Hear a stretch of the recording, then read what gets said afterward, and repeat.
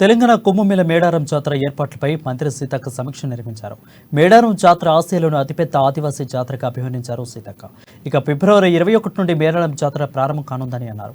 ఇప్పటికే 75 కోట్ల రూపాయలను సీఎం మంజూరు చేశారని, కావాలంటే మరిన్ని నిధులను ప్రభుత్వాన్ని కోరుతామని అన్నారు. జాతర విజయవంతం కోసం ప్రణాళిక రూపొందించామని అన్నారు. ఇక మేడారం జాతరకు జాతీయ హోదా కోసం రిక్వెస్ట్ పంపుతున్నామని అన్నారు మంత్రి సీతక్క.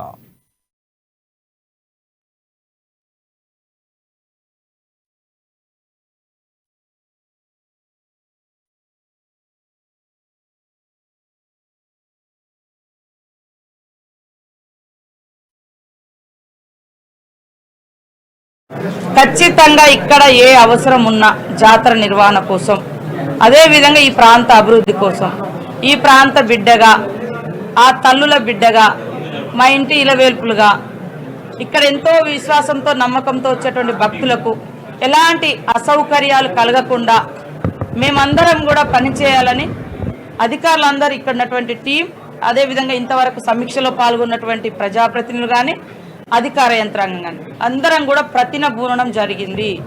ఎవరికి ఎలాంటి భేషజాలు కానీ, విభిన్నమైనటువంటి అభిప్రాయాలు కానీ లేకుండా అందరం ఒకటే ఫ్యామిలీ, అందరం సేవకులం.